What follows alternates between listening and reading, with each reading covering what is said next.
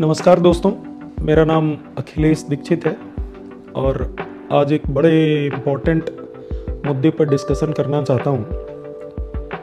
एक बड़ी इंटरेस्टिंग सी क्रोनोलॉजी है। स्कूल में जब स्टूडेंट पढ़ता है और डेवलप होता है, उस क्रोनोलॉजी की तरफ आपका ध्यान ले जाना चाहता हूँ। बच्चा जब बहुत छोटा होता है तो टीचर स्कूल में बच्चे का हाथ पकड़ के लिखना सिखाता है। धीरे धीरे बच्चा लिखना सीख जाता है और जब टीचर को यह लगता है कि बच्चा अपने आप लिखना सीख गया है तो टीचर्स बोर्ड पे पढ़ाने लगते हैं और बच्चा जरूरी बातों को अपने आप लिखना शुरू कर देता है। हाथ पकड़ के लिखाने का दौर जब समाप्त होता है तो एक दूसरा इरा शुरू होता है। टीचर डिक्टेट करने लगते हैं, बोलने लगते हैं, हाथ छोड़ देते हैं और बोलते हैं अपने आप लिखो, मैं डिक्टेट करा रहा हूं। फिर पहले जो बच्चे का हाथ कांपता था, लेटर ठीक से नहीं बनते थे, वो दिक्कत तो अब रही नहीं। अब बच्चे को जो दिक्कतें अगले चरण की हैं, अगले स्टेप की हैं, वो ठीक की जा रही हैं डिक्टेशन के थ्रू। टीचर बोल रहे हैं और बच्चे लिख रहे हैं। ये दौर भी आई थिंक 6, 7, 8 तक खत्म हो जाता है।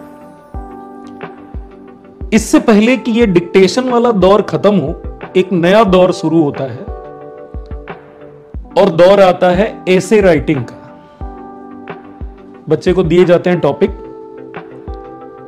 कि बच्चों इस टॉपिक पर आप ये लिख के लाओ। बच्चा एसे लिख के लाता है। डिफरेंट इश्यूज होते हैं, उन पे बच्चा इंफॉर्मेशन को कलेक्ट करता है और उसके बाद अपने हिसाब से सीक्वेंस में स्टेटमेंट्स को जमाता है और स्टेटमेंट में वर्ड्स के सीक्वेंस को जमाना सीखता है कि कौन से शब्द के बाद कौन सा शब्द आना चाहिए, कौन से वाक्य के बाद कौन सा वाक्य आना चाहिए। ये बच्चे को फ्रीडम मिलती है जब वो एसे राइटिंग करता है। फिर जब वो एसे राइटिंग चेक होती है तो टीचर को लगता है कि इस एसे में दोनों तरह के स्टेटमेंट हैं। वो स्टेटमेंट भी हैं जिनका बहुत ज्यादा रेलेवेंस है और कुछ ऐसे स्टेटमेंट भी बच्चे ने डाले हुए हैं जिनका रेलेवेंस बहुत कम है या ना के बराबर है और वो एज ए फिलर इस्तेमाल किए गए हैं जिनको नहीं होना चाहिए था। तो ये रेशियो जब टीचर को लगता है कि गड़बड़ हो रहा है तो टीचर एक नई स्ट्रेटजी शुरू करते हैं। बच्चों, शॉर्ट नोट्स बनाओ। शॉर्ट नोट बनवाने के पीछे का उद्देश्य टीचर का यही है, जैसे वो कबीरदास जी का दोहा है, सार सार को गही रहे थोथा दे उड़ाए, कि जो बहुत इंपॉर्टेंट मुद्दे हैं, जो बड़े जरूरी मुद्दे हैं, जो इशू सबसे इंपॉर्टेंट हैं, उनको कवर किया जाए। और ये जो फिलर की तरह स्टेटमेंट डाले गए हैं जिनका रेलेवेंस या तो बिल्कुल नहीं है या बहुत कम है, ऐसे स्टेटमेंट नहीं होने चाहिए। तो शॉर्ट नोट्स में ये रेशियो ठीक होता है और बच्चा जब लिखता है तो उसमें उसका रेशियो ठीक होता है। ज्यादातर उसके स्टेटमेंट ऐसे आने लगते हैं शॉर्ट नोट्स में जिनमें सभी स्टेटमेंट रेलिवेंट हो। कोई भी स्टेटमेंट ऐसा ना आने पाए जिसका इंपॉर्टेंस ना के बराबर है। और ये दौर कब तक चलता है? लगातार 8-10 साल तक। बार बार क्वार्टरली एग्जाम होते हैं, हाफ ईयरली एग्जाम होते हैं, एनुअल एग्जाम होते हैं। इन सभी जो सब्जेक्टिव एग्जाम्स होते हैं, इनका केवल और केवल एक ही पर्पस नहीं होता कि बच्चे का असेसमेंट हो। ये बहुत महान उद्देश्य से छिपा होता है इसके पीछे कि जो मुद्दा दिया जाए उसमें केवल काम की बातें बोली जाएं, बहुत ज्यादा जो रेलिवेंट कंटेंट है वही डिलीवर हो, और उसमें जो सीक्वेंस हो स्टेटमेंट का वो भी लयबद्ध हो, नीड बेस्ड हो, इंप्रेसिव हो। स्टेटमेंट का सीक्वेंस ही मायने नहीं रखता, स्टेटमेंट के अंदर वर्ड सिलेक्शन भी मायने रखता है। कौन से शब्द के पहले आने से ज्यादा इंप्रेसिव होगा स्टेटमेंट, ये भी तो सीख रहा है बच्चा। तो जो क्वेश्चन पूछा जाए उसका जवाब कितने शब्दों में दिया जाए, जितने वाक्य हो, जितने स्टेटमेंट हो, वो सब रेलिवेंट हो, इंपॉर्टेंट हो, अर्जेंट हो, इसेंशियल हो, नेसेसरी हो, गैर जरूरी स्टेटमेंट ना आए। स्टेटमेंट्स का सीक्वेंस बहुत इंपॉर्टेंट, स्टेटमेंट के अंदर वर्ड सीक्वेंस बहुत इंपॉर्टेंट। ये सारी चीजें दुनिया भर के कॉम्पिटिशंस के थ्रू, एग्जाम्स के थ्रू लगातार बच्चों को घिसा जाता है 8-10 साल तक। और जब ये राइटिंग स्किल ठीक हो जाती है तो अगला लेवल आता है, लेवल 2, बोलने का।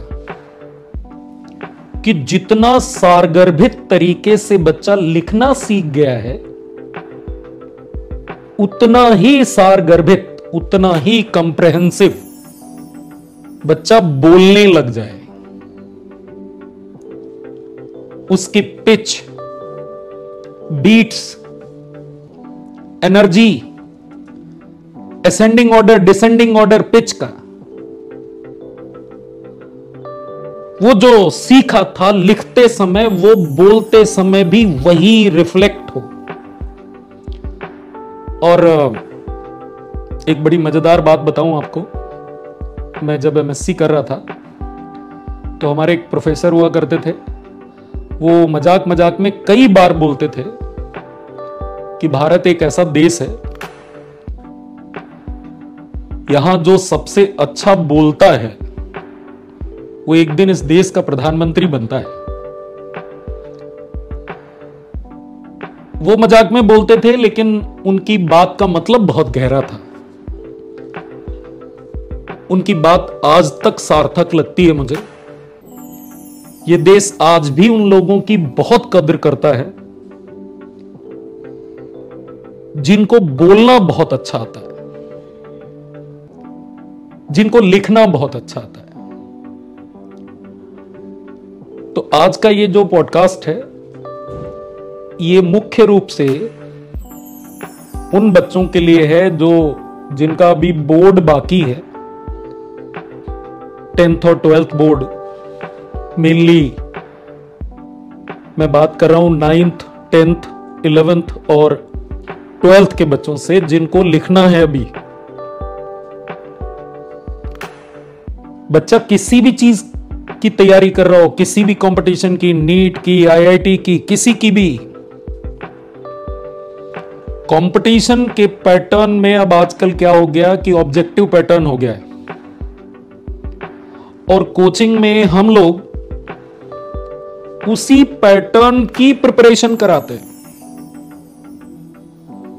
क्योंकि नीट हो या जेई,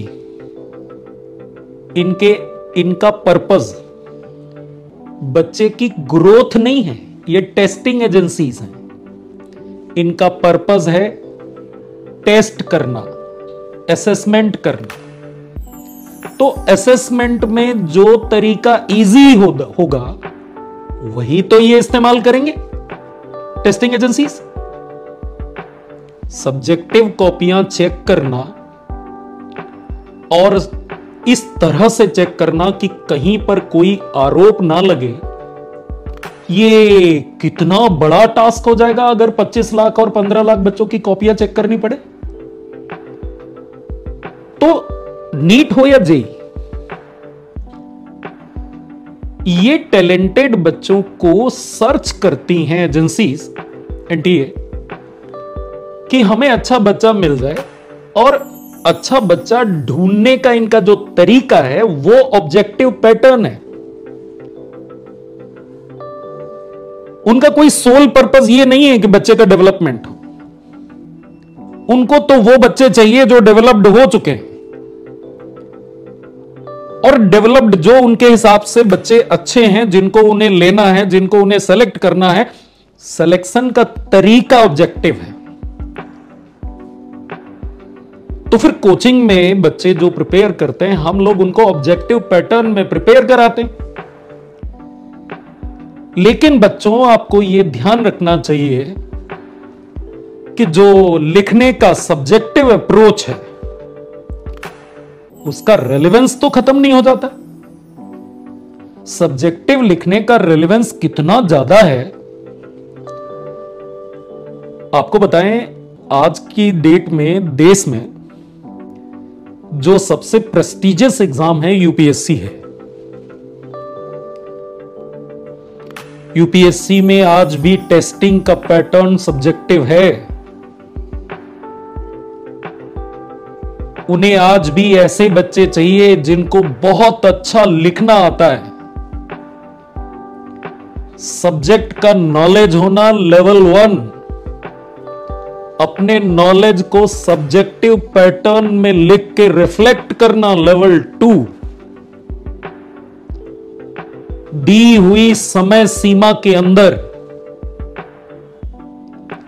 दी हुई शब्द सीमा के अंदर, ना सिर्फ टाइम फ्रेम है बल्कि वर्ड भी बाउंडेड, 100 शब्दों में लिखो ये बात। अब आप बताओ, वहां पर एक भी फिलर टाइप का स्टेटमेंट आप नहीं डाल सकते। स्टेटमेंट के इंपॉर्टेंस का अगर सीक्वेंस बिगड़ गया तो मार्क्स कम हो जाएंगे। स्टेटमेंट के अंदर वर्ड सिलेक्शन अगर बिगड़ गया तो मार्क्स कम हो जाएंगे। और जब यहां पास हो जाए बच्चा, तब आता है लेवल 3 इंटरव्यू। वो फिर एक बार चेक करते हैं कि जितना कॉम्प्रहेंसिव तरीके से लिखा गया है, क्या उतने ही कॉम्प्रहेंसिव तरीके से कॉन्फिडेंस के साथ बॉडी लैंग्वेज अच्छी हो, इन सब चीजों के साथ क्या बच्चा उन चीजों को बोल लेता है, डिलीवर कर पाता है। इसलिए इंटरव्यू होता है। तो लिखने का बहुत इंपॉर्टेंस है, सब्जेक्टिव लिखने का बहुत इंपॉर्टेंस है, आज भी बहुत ज्यादा इंपॉर्टेंस है। शॉर्ट नोट्स बनाना, कोई भी पेज पढ़ लिया, उसमें से जो जरूरी चीजें हैं उनको निकाल के अलग करना, उनके सीक्वेंस को सही से जमाना। एक और मजेदार बात आपको बताऊं, कहा जाता है, ऐसा माना जाता है कि इस दुनिया में ऐसी कोई भाषा आज तक नहीं बनी जिसमें हम अपनी फीलिंग्स को एज इट इज कम्युनिकेट कर सकें, जिसमें जो हम कहना, बोलना और अभिव्यक्त करना चाहते हैं वो एज इट इज आपके हृदय में स्थापित कर सकें। ऐसी कोई भाषा, ऐसे कोई शब्द आज तक नहीं बने। ये बैरियर हर किसी के साथ है और ये नेचुरल है। अब इस बैरियर के रहते हुए सोचो, अगर पूछा कुछ जा रहा है, हम बोल कुछ रहे हैं, या जो पूछा जा रहा है हम वही बोल रहे हैं, लेकिन हमारे वाक्यों का सीक्वेंस परफेक्ट नहीं है, या हमने जो वाक्य बोला, जो स्टेटमेंट बोला, उसमें हमारा वर्ड सिलेक्शन परफेक्ट नहीं है, तो ये तो एक तरह का क्राइम है।